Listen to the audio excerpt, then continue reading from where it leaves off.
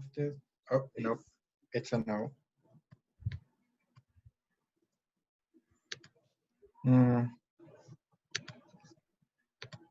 It's not coming back. Good afternoon, everyone.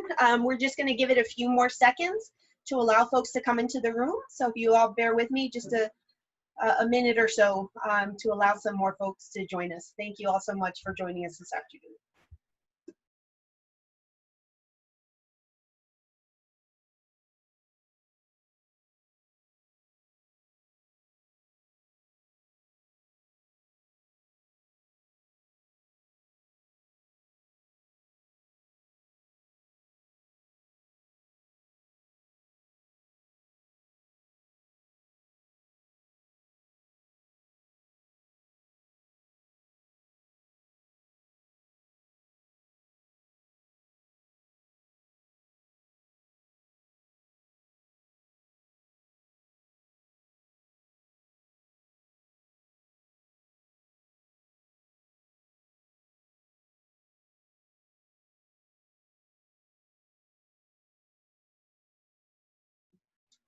Good afternoon, everyone. My name is Kira Romero Kraft. I'm the managing attorney of the Southeast Office of LatinoJustice PRLDA. For those of you who don't know, PRLDA stands for the Puerto Rican Legal Defense and Education Fund. We want to thank and welcome everyone for joining us today on a Tuesday afternoon. We're delighted to be spending this time with you, and I'm delighted to be here with my co-panelists, my colleagues who are near and dear to me, who work in this particular field very closely. I have Ricardo Negron Almodovar, who is our legal services coordinator that also works with me out of the Southeast region, and Jorge Vasquez, who is our senior counsel, who is working out of our New York headquarter office. And as most of you all know and can see from our backgrounds, and as most of us that are privileged enough to be experiencing, are working from home. So thank you all for joining us. We have a full program for you today. So one of the things I wanted to start with, as well as if you have any questions, please use the question box so that you can type in your questions. We will promise to save some time at the end of our presentation to address any questions that you may have, and please feel free to ask any questions related to the topic. We are briefing today on voting rights, which is a foundational issue for LatinoJustice PRLDA. In 1973, we brought the action in New York on Lopez v. Dinkins on behalf of Puerto Rican voters, and it is something that LatinoJustice has always worked on voting rights since its inception in 1972. So it's a work that I am privileged and committed to and grow deeper and deeper in terms of my commitment to ensure justice for all in terms of voting rights. And so one of the things that we wanted to impress upon everyone today, especially on such an important year as 2020 represents for the entire country, is that voting rights is not just an election year thing. It's something that every day is something that we need to impress upon folks the importance of it, and not only in terms of the work that we do, but in terms of what being a citizen in this country entails and the opportunities that provides for us. And so we're going to be talking in segments as it relates to census, election protection, redistricting work, some unity mapping that my colleagues will be talking about. There are 4 in this year in 2020. Ricardo will be talking about Cada Voto Cuenta, but we are going to be focusing, we have done this broadly, we have narrowed our scope this year simply because of litigation goals that we have, but we're going to be targeting specifically in 4 states. And the states are New York, Pennsylvania, Georgia, and Florida. And that is related specifically as a legal defense fund. That is our goal this year, to tie some of the election protection work that we're doing, to some of the legal campaigns that we're also undertaking. And so with that, I will talk to you briefly in terms of some of the issues. There are some other pre-legal work that we're doing that I'm going to let my colleagues speak to, because they're the ones that are more directly working on those issues. But I will speak to some of the issues that we're working in the Southeast, specifically in Florida, where we're heavy into a very compressed discovery and litigation timeline as it relates to what we call the Florida voting rights COVID case. Basically litigation that we filed in advance of the presidential preference primary, March 16th of this year. We filed a temporary restraining order, two in fact, and we lost. However, the case proceeded as it entails how COVID is impacting elections in the state of Florida. We have an August primary that we're looking forward to, as well as the November elections. So we are on a very compressed litigation schedule and anticipate to have trial on July 20th. In that case, our claims in that case are broad, and simply because this opportunity presents a way to address systemic issues that have been present in the state of Florida for many years as it relates to a cure process, which only allows, Florida's cure process is quite draconian, and that it only allows 2 days after election closes, 7 p.m. on the Tuesday, to allow folks to cure. And what does cure mean? For those folks who aren't familiar with some of the voting rights specific legal jargon that is used, curing means that you have an issue with your ballot. And most specifically, it means that your signature either does not match or your signature is missing. So those are one of the key elements of our litigation, as well as deadlines related to returning your ballot, how to deliver your ballot, some Spanish language materials, as well as other issues that we are addressing in our litigation and relief that we're seeking through our litigation. So that case, it originally was titled Williams v. DeSantis, and now it's Stream Defenders v. Lee, who is the Secretary of State of Florida. The other case that is currently active, however, we're awaiting a court order in terms of next steps for the case, is a case that we filed in the fall of 2018 on behalf of Puerto Rican voters in the state of Florida. That action is filed under the Voting Rights Act under Section 4E, which specifically requires that in any jurisdiction where a Puerto Rican voter who has been educated in Puerto Rico in Spanish may ask for all election materials in Spanish as well as assistance.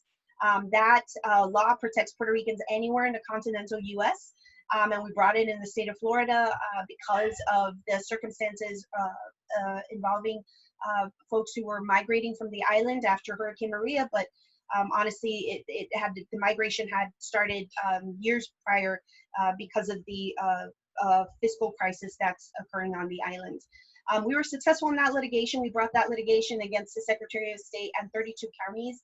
Although there isn't, in voting rights, under certain segments of the law, there's a population threshold, meaning you have to meet a certain criteria in order for the law to kick in. For this particular law, there is not. However, as a practical consideration, because judges sometimes are looking at this as how it would impact the supervisors of elections who are charged with implementing election law for their communities, for their respective jurisdictions, we did decide to take the litigation as against 32 counties, which at that time, Census and other data supported a larger population of Puerto Rican folks throughout the state. So we were successful. We were granted a preliminary injunction that pretty much granted all of the relief that we were seeking. However, there have been some recent appellate decisions that have changed a little bit of the framework of how these cases are being considered by judges. So at this point, we're awaiting a decision from the court and the state as well to see how we proceed on this case. And one of the final things I'll mention as it relates to these two Florida cases is that we did, as a result of the 4E litigation, win quite an amazing form of relief for the entire state of Florida, in that the governor, after the preliminary injunction was granted, ordered rulemaking to support Spanish language ballots on behalf of all Spanish-speaking individuals in the state of Florida. That rule was implemented a little bit earlier this summer, and we are very much looking forward to working. And I won't jump into that area quite yet with the folks on the ground in terms of our election protection, and very much looking forward to reaching all Spanish-speaking individuals in the state of Florida and the other states where we'll be working to inform them of their rights, to give them, to educate them on what the law provides, as well as to provide them any information they might need so that they can register to vote and exercise their right to vote. So with that, then now I'm going to pass the speaking baton to my esteemed colleague Jorge Vasquez out of our New York office, as he's going to talk to us a little bit more about election protection and what's at stake in New York and Pennsylvania, where we will be doing election protection work. Thank you, Kara. Ricardo, it's a pleasure to be here with you both. As it relates to November 2020 and elections overall, it's important to start with that we have over 32 million Latinos who are eligible to vote. What that does for the first time in US history is that the largest ethnic minority group are Latinos. If we look at New York and Pennsylvania, those are two states where Latinos have high representation. So let's start with New York first. New York, 1 out of 5 voters in New York are Latino. 1 out of 4 voters in New York City are Latino. What that means is that for the first time in a state like New York, Latinos could determine what the outcome of a state election is. New York recently had primary elections, and in many of those elections, people that are declaring the victor or likely to be the victor are individuals who got less than or up to 20% of the vote. What that means is that Latinos, if Latinos altogether voted for the same candidate in New York, it is a high probability that those candidates would win. In Pennsylvania, there's a high Latino population also. There's nearly 1 million Latinos that call Pennsylvania home, many of them from Puerto Rico and largely in Philadelphia. Philadelphia, back in the fall, recently changed to a new voter machine system. And what that voter machine system is supposed to do is supposed to allow individuals the ability to cast a ballot faster, more efficiently, and more easily. What we had to do back in November was we had to write to the election committee in Philadelphia and let them know that they needed to comply with the law as it relates to language access. So Philadelphia has new machines. They created videos for these machines. They sent out literature. However, they failed to send this information in Spanish.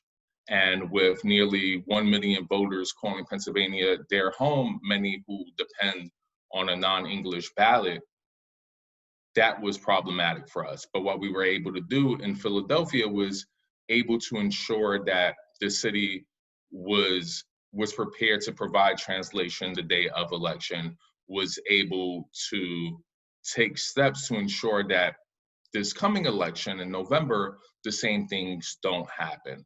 So a lot of what we do at LatinoJustice is really enforce the law and use the law as a tool to ensure that our community has equal access to the ballot. And it's purely from a nonpartisan standpoint.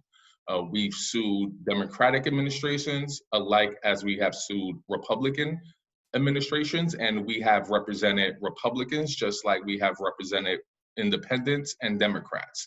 Our concern as an organization is ensuring that Latinos overall have as much access to the ballot as possible, and that Latinos in particularly are empowered with the knowledge of being able to cast a ballot. And that's what we've done in New York as well as in Pennsylvania. And then I'll end there with regards to how I started. For the first time with Latinos accounting for over 32 million eligible voters, is crucial that we take advantage of this voting power and that we take it to the polls this coming November. And I'd like to go back to Kara at this moment so she could talk about what's at stake in her home state, where she's based out of. She's a New Yorker at heart, born and bred New Yorker, Manhattan like myself. But if she could talk a little bit about what's at stake in Florida and Georgia.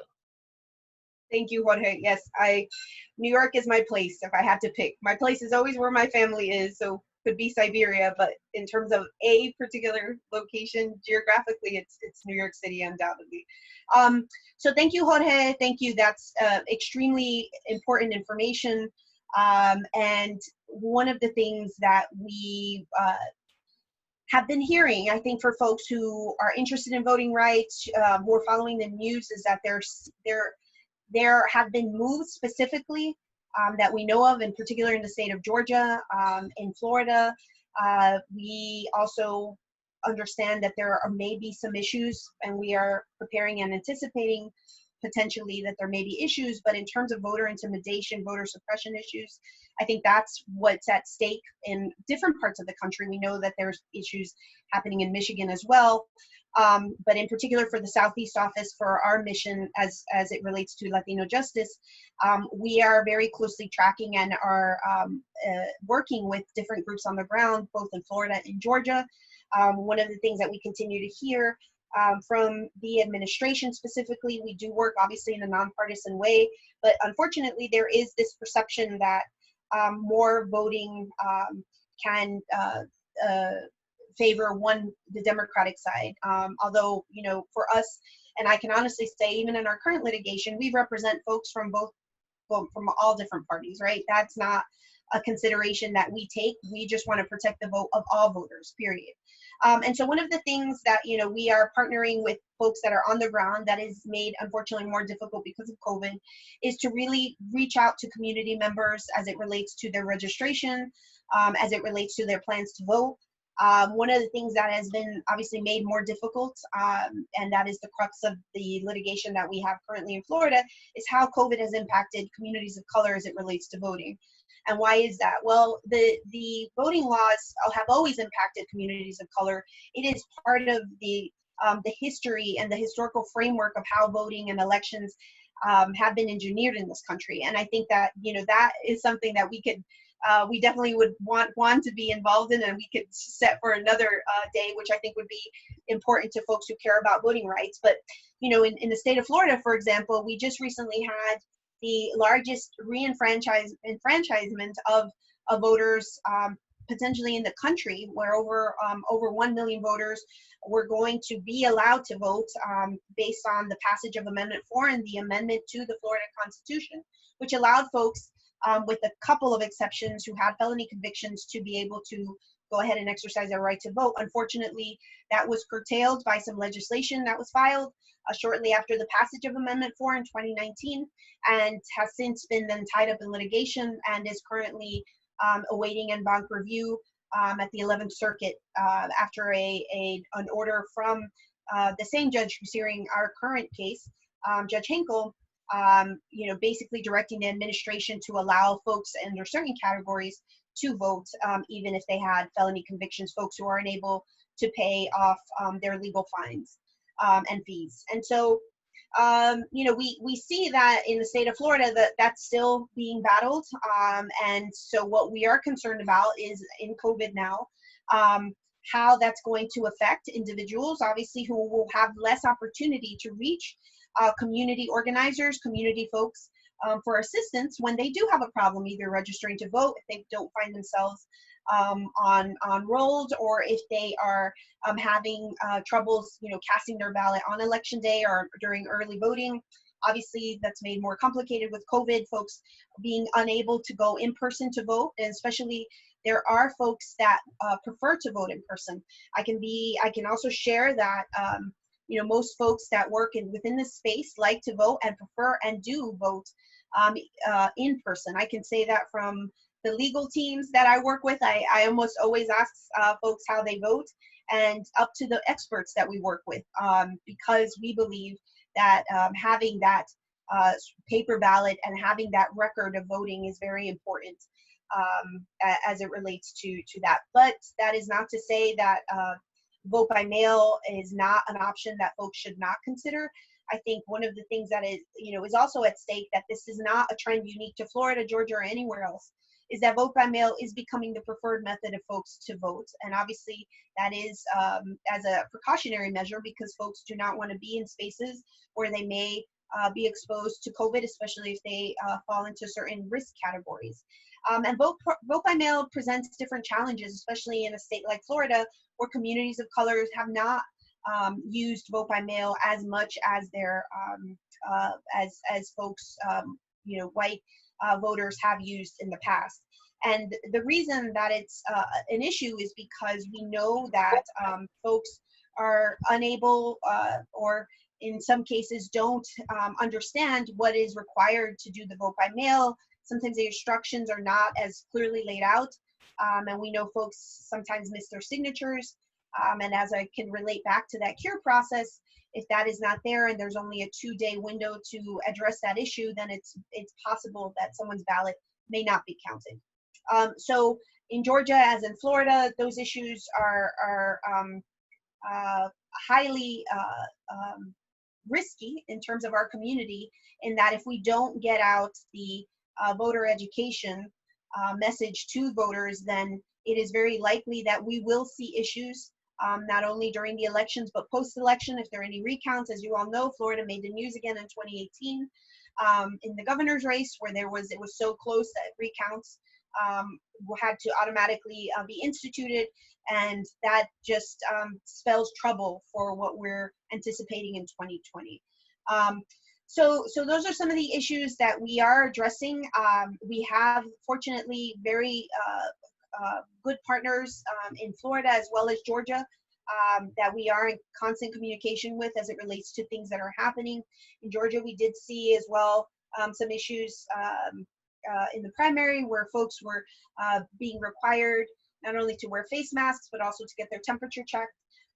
There were some police presence as well at certain polling locations. So those are all issues that we're addressing, and which then leads us to our next point, which is what are we going to do about these issues, right? Because these issues unfortunately don't lend themselves always to litigation, because as you can imagine, there's case law, but then there are judges that will decline to address issues that may be so close in time to elections that they obviously don't want to be seen as influencing this issue at all. So that is why election protection is so critically, vitally important to the work that we do, because a lot of times in terms of the model community lawyering model that we employ, we want to work to create agency with the communities, with the folks who are voting.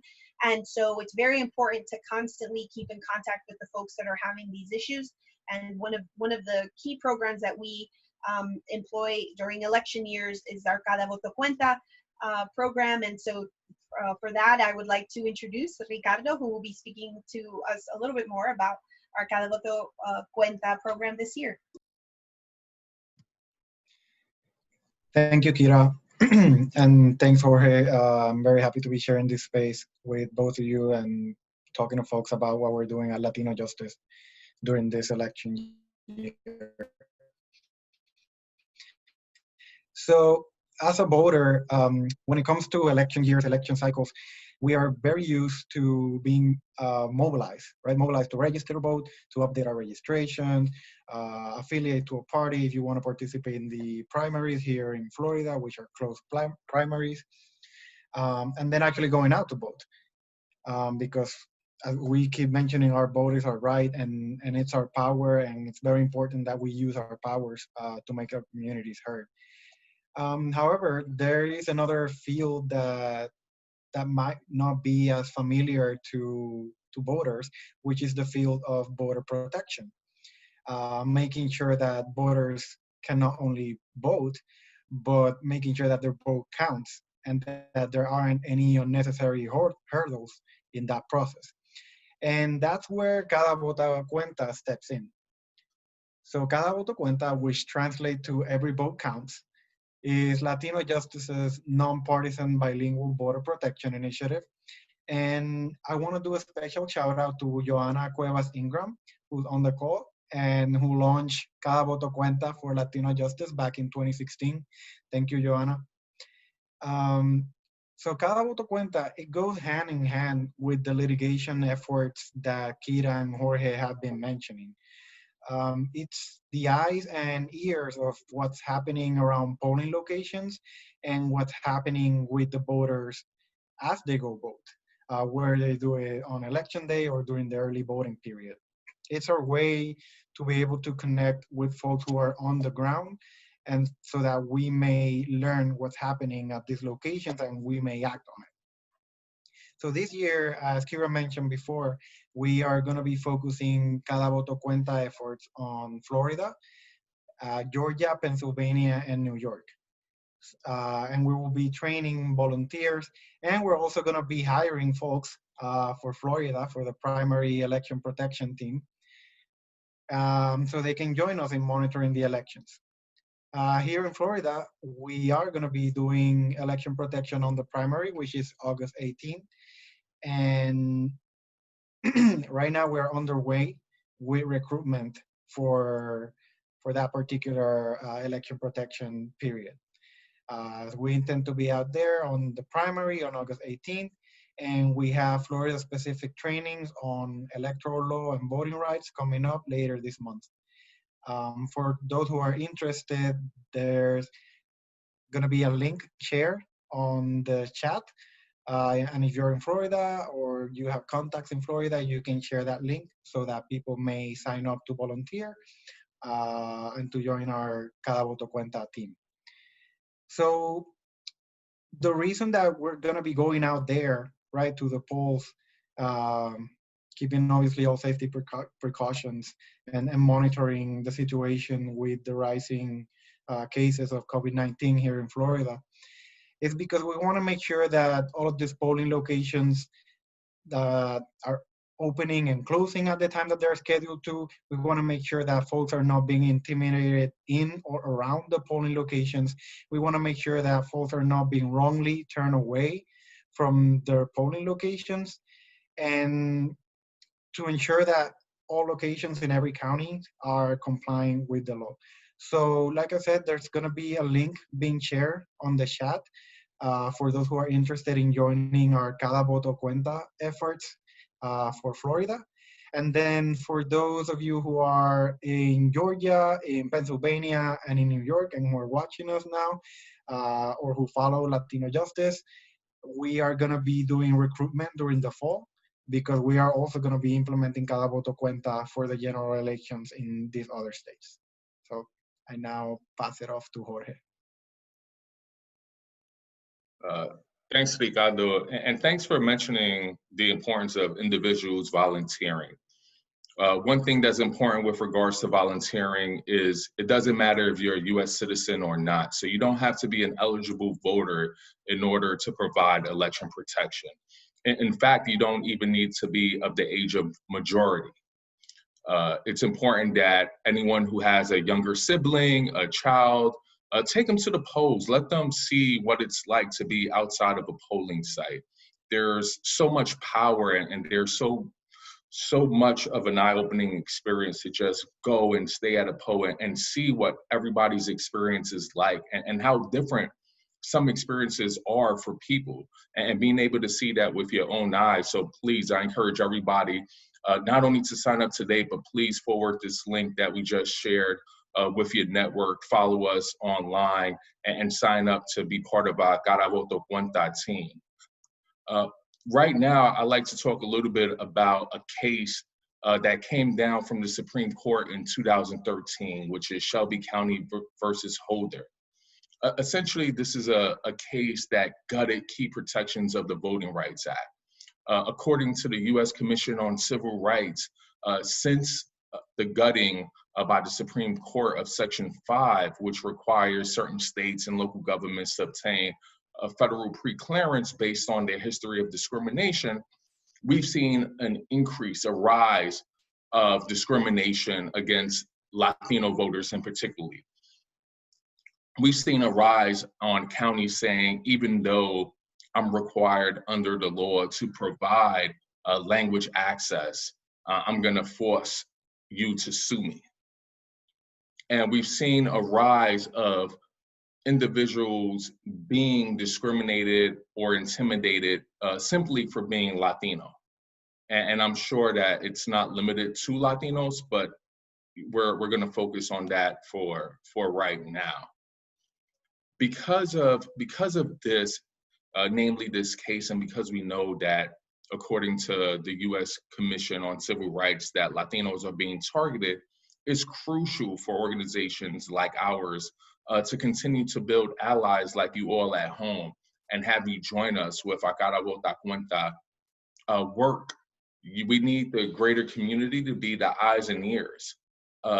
We need you to, especially those who are bilingual, if you're reading something, you get literature in the mail, and that literature is in English as well as in Spanish, and you read both, to be able to read both and see if that translation is accurate. If you're in a community that, you know, you once received something in Spanish and now you're getting literature and all the literature is in English, please let us know that too.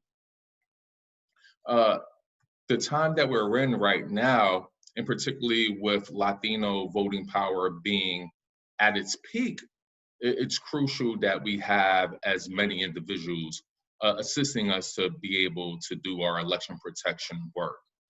Right now, we're in a decennial census year, which happens every 0.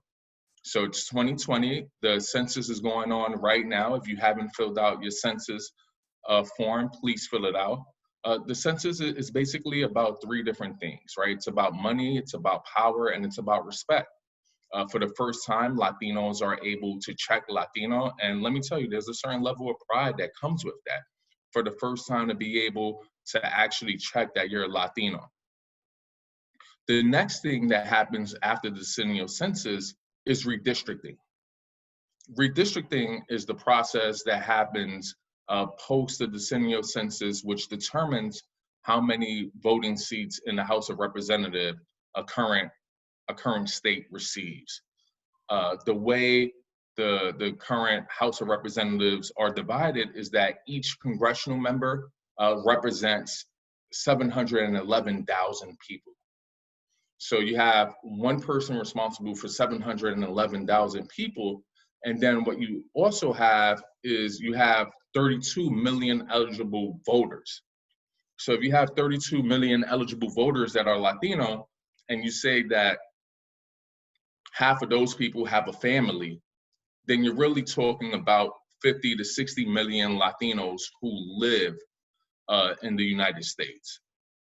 And what that does is that increases our representation, because it doesn't matter if you're a minor, it doesn't matter if you're, you know, someone who has a visa or not. As it relates to members in Congress, you get divided up the same way. So at LatinoJustice, we've been working hard to ensure that we get a fair and accurate count of all Latinos living in the United States. From Florida to New York City, we've hosted several virtual town halls. We've gotten on the phone. We've connected with partners. We're working extremely hard to make sure that our representation is shown in Congress and who we're able to get to represent the Latino interests, Latino voting power. And as I said, we currently have 435 seats in Congress. And when you divide that, or you multiply that, you divide 711,000 people to 32 million people, what you end up getting is around 42 basic Latino seats just based off of eligible voters. And it's significantly more when you count everyone, minors, people who are likely to be citizens within the next 10 years, people who could vote in the next 10 years. So all of this to say, it's crucial for our representation in Congress, it's crucial for our budgetary purposes, and it's crucial for the next generation of Latinos in the United States that we all participate in the census. We encourage our family members to participate. We looked at statistics. In Florida alone, for each Latino that's undercounted, Florida loses about $2,000 a year, right? For each Latino that's undercounted, which adds up to 20 grand since the census is for every 10 years. In a place like New York City, it's a little bit over $2,400. So we're talking about maybe 25 grand for each Latino that's undercounted in New York, and we're talking about 20 grand for each person in Florida. So something simple that everybody could do right now is if you just get 4 people to fill out the census who haven't filled out the census, you would have saved your home state about $100,000.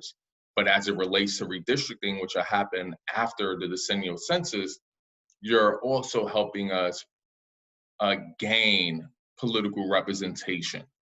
And that's really what this is about. Many times when you hear of the census, you hear that states are going to lose representation. Well, a state like Florida is slated to gain representation, right? A state like New York, they're saying there's going to be an undercount so that there might, New York might stand to lose 1 or 2 seats, but with Latinos making up 1 out of 5 voters in New York, it's possible for Latinos in New York to gain representation, although the state overall could lose it based on our numbers.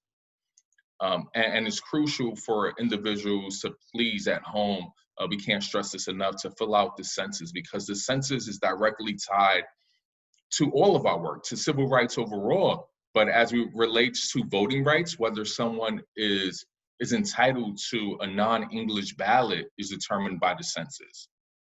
Whether when we get into redistricting, a district is considered a Latino district is tied to the census, tied to demographics, tied to a whole bunch of things that we need everyone's participation for.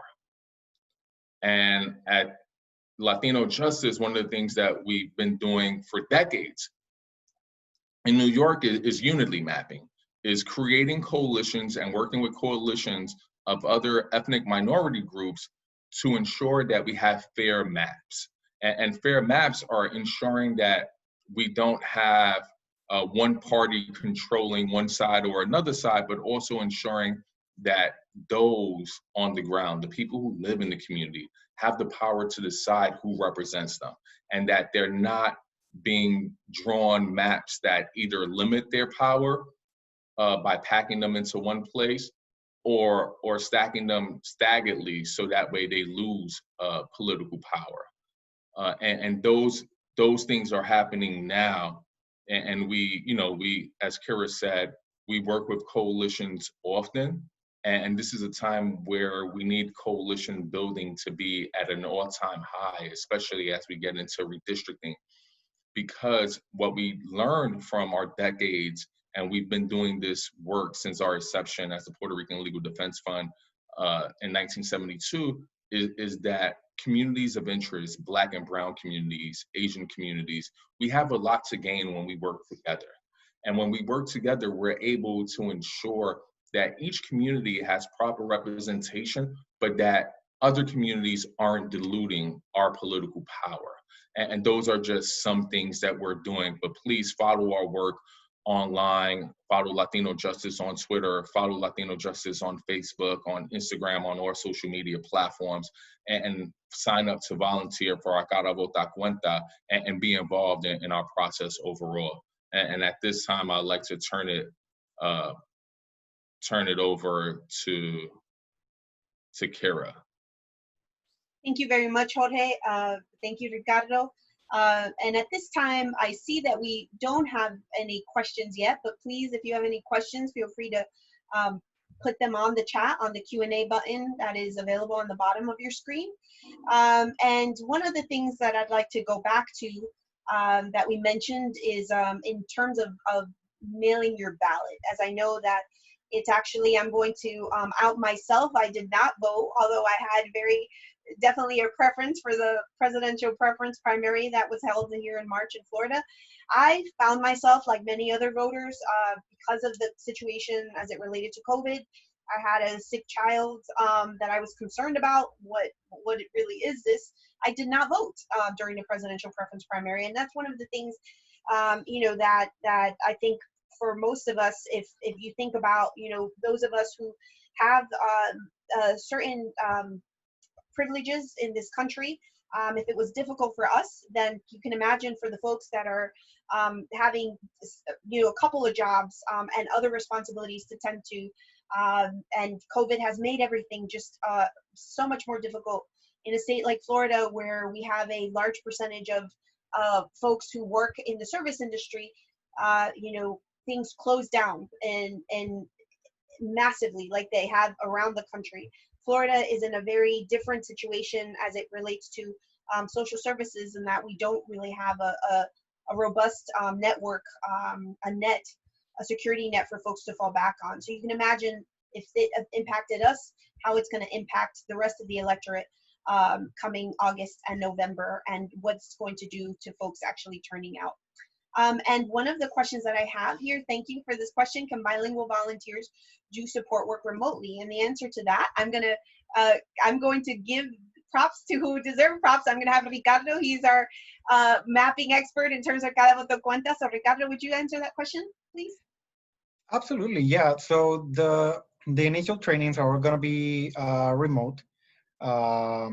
We have 3 dates already, and you can see them in the link that was shared on the chat. So we have a couple of July dates, late July dates, and early August dates. Those are going to be remote. And then what we will hopefully be able to do is to create different zones. And I'm talking Florida specific because it's the upcoming election. So different zones where folks can provide the support remotely, so that information is able to, we don't have to be actually in person there, and it's going to depend on how much people we're actually able to recruit. So we are going to be relying also on remote information sharing, so that we are able to know what's happening across the state. So short answer, yes. Yes, and we will also have lawyers on telephone to answer questions real time for the different states that we're covering, and that is work that can be done on in certain states, which Ricardo can answer questions specifically after the call. In certain states, we will have folks doing election protection during early voting and also on election day. So depending on your availability, you could be remote working on election day or early voting and volunteer that way, which we're anticipating lots of folks signing up, and we would love to have you participate. So please do reach out. And I see we have a couple of other questions. And we have 3 questions. I'm going to go ahead. Justin Weinstein, thank you very much. What is the best way for me, a high school age Latino, to help in other states other than New York? And Ricardo, did you want to go ahead and answer that question? So other than New York, we're going to be focusing on Florida, we're going to be focusing in Georgia, and we're going to be focusing in Pennsylvania. So if you are in any of these states, definitely reach out to us because we would love to have you on our team. The trainings are obviously open to, they're just going to be open to anyone who's interested in learning more about the specific electoral laws in each of these states. So that's also a resource that's going to be put out there and available for folks who want to learn more about voting rights in these states. Yes, and Justin, because the trainings are going to be remote, there may be other opportunities for high schoolers. I know Ricardo is working on some advocacy issues that are going to be remote because of the social distancing and other precautionary measures that we want to make sure we take. But there will be other volunteering opportunities if you want to work. Justin, that's good sort of thinking, because our intern this summer for the Southeast office is actually out of California. And I thought he was very smart, because we have a hard time, I'll be honest, here in Florida recruiting, because, you know, a lot of people are like, Florida, New York City, I'll take New York. But one of the great things, you know, you have to look at the silver lining in COVID is that it's equalized. You know, now folks can choose any office because the work for now is being done virtually. But then the other issue is that, you know, as we see in terms of our particular docket in Florida, if you're interested in voting rights in particular, there's a lot happening in the South. You know, Jorge is very humble, but is working on some things in Alabama as well. Our lawyers work in all of the regions that we participate in. So he's doing some pre-legal work in Alabama at this time. So, you know, there are opportunities to work in another state if you're interested in something that is emanating from a different region where you may not be residing. And so the next question I'd like to touch on, and thank you for that question, is the Republican Party is preparing to fund an election day operation to stop voter fraud. What is your response? And so I'm going to take this question because that speaks specifically we are part of a organization, a collaborative in Georgia that has been specifically organized around this issue.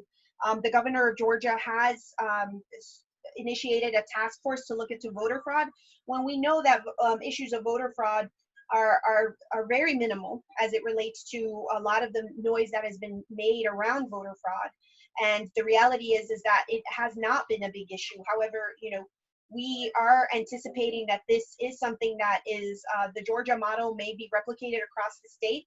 At this time, we're very closely working with our with folks that are collaborating with us as it relates to this particular issue. And some of the things that we don't routinely get to pat ourselves on the back for, but we are working on behind the scenes, because a lot of these things happen legislatively, and it comes back to the point is that voter protection, election issues is a 365-day-a-year job as it relates to security issue, as it relates to election protection and poll monitoring, as it relates to the laws. So I'll give you Florida as an example. In Florida, one of the poll monitor restrictions is that you have to be 100 feet outside of the entrance of a polling location in order to talk to a voter. Well, this past legislative session, that was changed, and now you've gone from 100 feet to 150 feet, which further limits our ability to be able to talk to voters, because if you cannot cross that line if you want to engage with the voter. There's some creative ways that we're going to be addressing that issue that relates to signs and things like that, so that voters can know that we are, number one, a nonpartisan organization that's trying to assist somebody who isn't able to vote, but also just to be able to see us. But something that we were successful in doing this past time during the Florida legislative session is that there was an initiative to allow poll workers, that those are partisan in the state of Florida, folks who are representing the party are able to be inside of a polling location. Meaning, if I'm a Democrat, I can be inside, and that is even a better vantage point, because I can see if someone is being challenged while they're in the voting booth, or they're not being allowed to vote because of XYZ reason.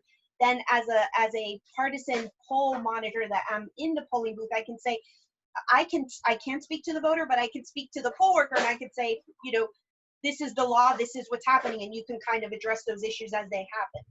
So that there was an initiative to have, in the state of Florida, you can only be an inside partisan poll monitor if you are residing in that county. Meaning, I live in Orange County, I can't go to a different county and say, hey, I'm a poll monitor.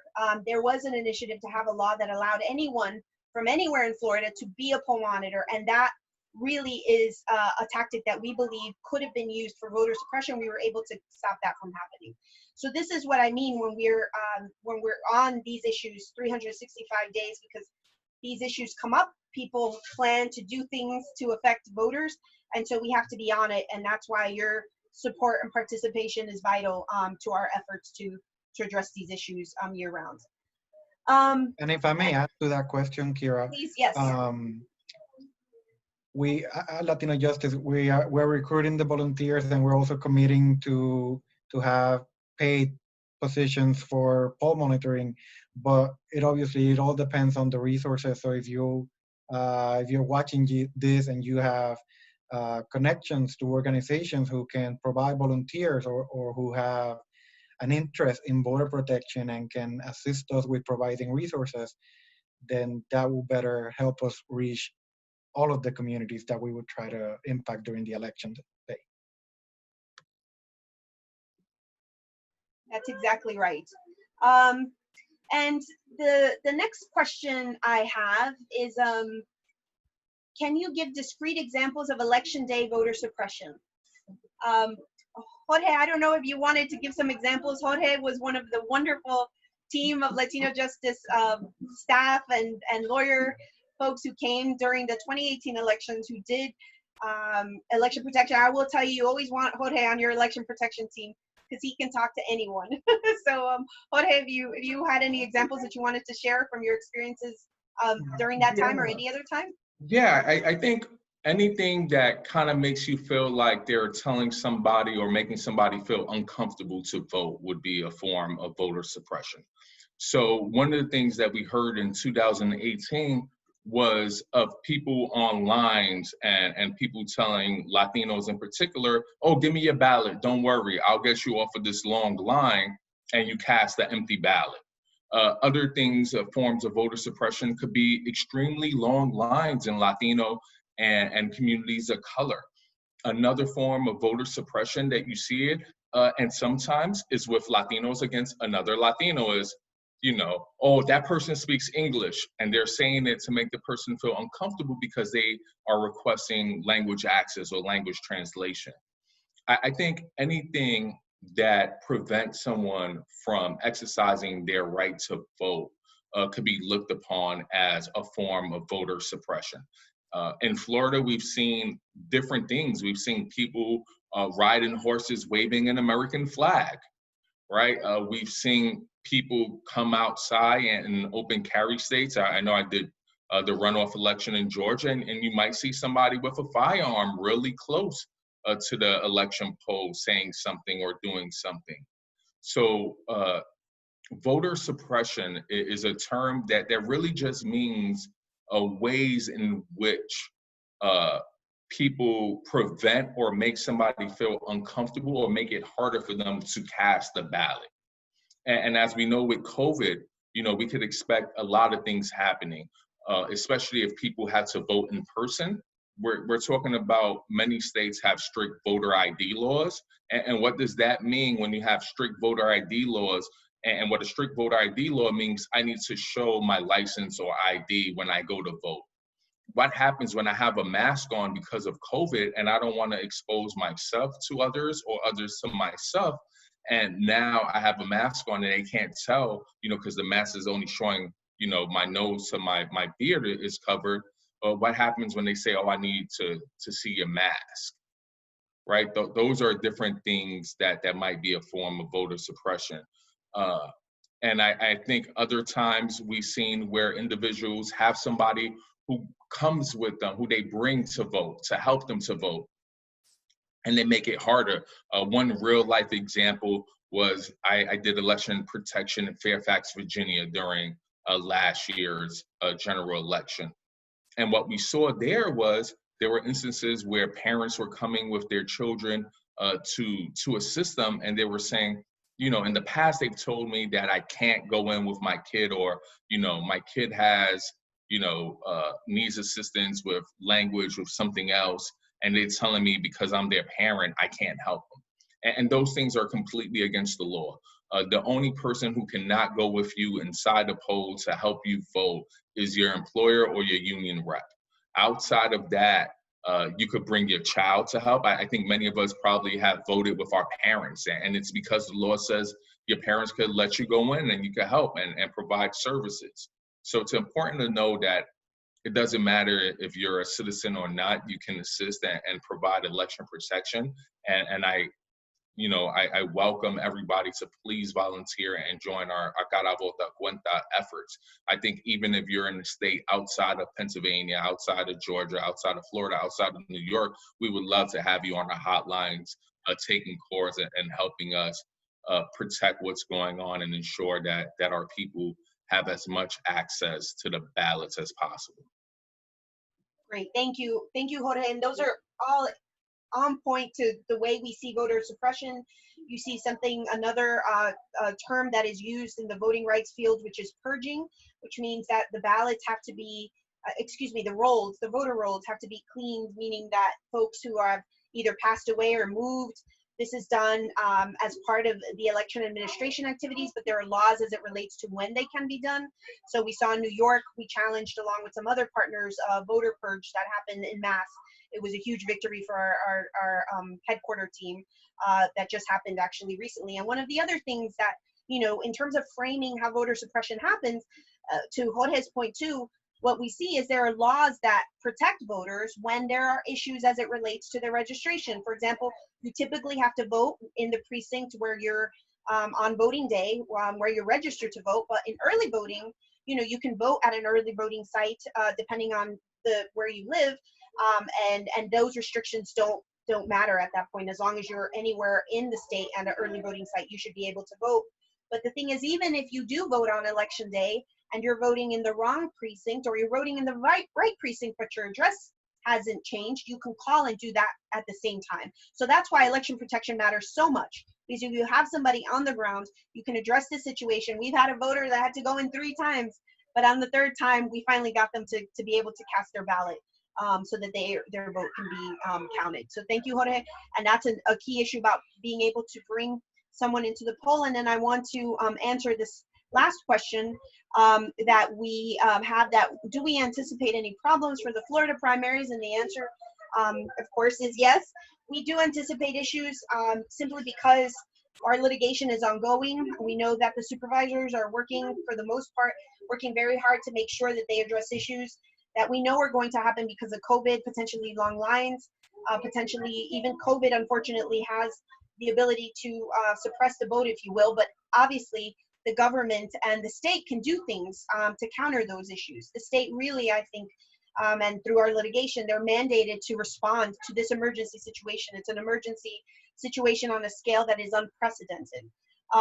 So one of the key issues that we are anticipating during the primaries are obviously related to long lines, potential challenges to voters as it relates to the primary elections.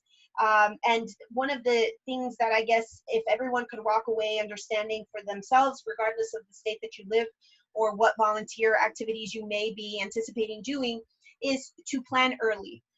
That is one of the difficulties that we see for everyone. I use myself as an example, but for everyone, you know, if you think you're going to vote by mail, go ahead and request your ballot now.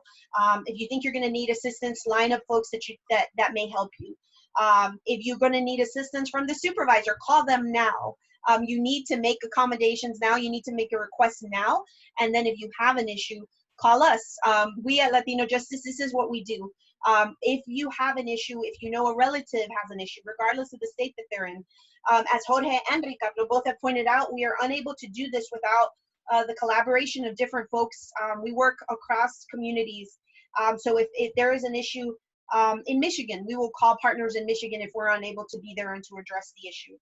So all over the state, all over the country, we are able to talk to folks who may have a situation that arises that we can refer to if we can't handle it ourselves. So those are one of the things that we really want to impress upon folks. You have an amazing opportunity to influence other folks regardless of age. We talk to children because we know that they influence. I'm an immigrant.